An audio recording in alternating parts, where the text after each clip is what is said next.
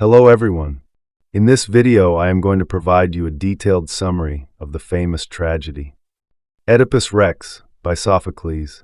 But before I start the story, if you are new to my channel, then please like the video and subscribe the channel.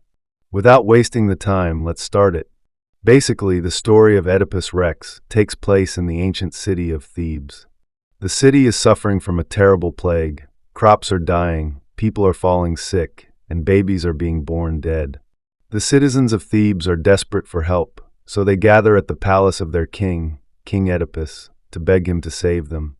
King Oedipus is a wise and caring ruler, and he has already sent his brother-in-law, Creon, to the oracle of Apollo to find out what's causing the plague. Creon returns with news. The plague is a punishment from the gods because the murderer of the previous king, Laius, has never been caught. The oracle says that the plague will only end when the murderer is found and punished. King Oedipus, determined to save his people, vows to find the killer and bring justice to Thebes. King Oedipus is a strong and confident leader. He doesn't know it yet, but he has a personal connection to this mystery. Years ago, before he became king, King Oedipus solved the riddle of the Sphinx, a monster that was terrorizing Thebes.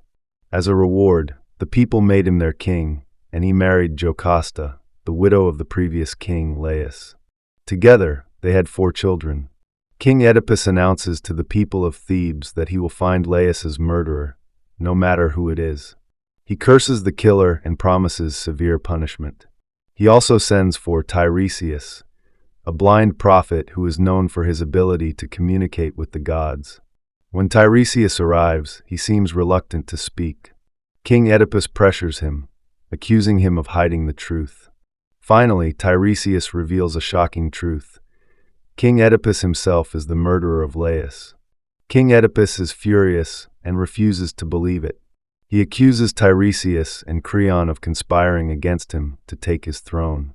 Tiresias warns King Oedipus that the truth will come to light, no matter how much he denies it. Jocasta, King Oedipus's wife, tries to calm him down.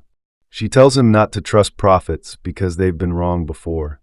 She shares a story. Long ago, an oracle told her first husband, Laius, that he would be killed by his own son. To prevent this, Laius and Jocasta left their baby on a mountainside to die.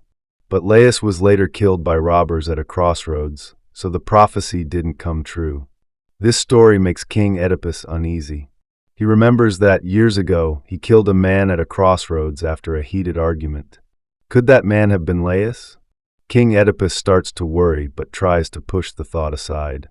To find out the truth, King Oedipus sends for the only witness to Laius's murder, a shepherd who was with Laius when he died. Meanwhile, a messenger arrives from Corinth with news. King Oedipus's father, King Polybus, has died. At first, this seems like good news because an oracle once told King Oedipus that he would kill his father. But the messenger reveals something even more shocking. Polybus was not King Oedipus's real father. King Oedipus was adopted as a baby. The messenger explains that he received King Oedipus as a baby from a shepherd in Thebes. This shepherd is the same man who witnessed Laius's murder. When the shepherd arrives, he reluctantly confirms the truth. King Oedipus is the son of Laius and Jocasta.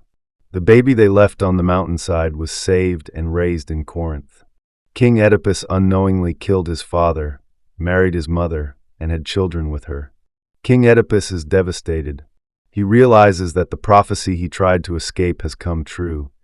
He killed his father and married his mother. Jocasta, unable to bear the truth, hangs herself. King Oedipus, in a fit of grief and guilt, takes the pins from her dress and blinds himself. He declares that he cannot bear to see the world after what he has done. King Oedipus asks Creon to banish him from Thebes, as he had promised to do to Laius's murderer. Creon agrees but insists that King Oedipus first say goodbye to his children. King Oedipus is led away, blind and broken, as the people of Thebes mourn the tragic downfall of their once great king.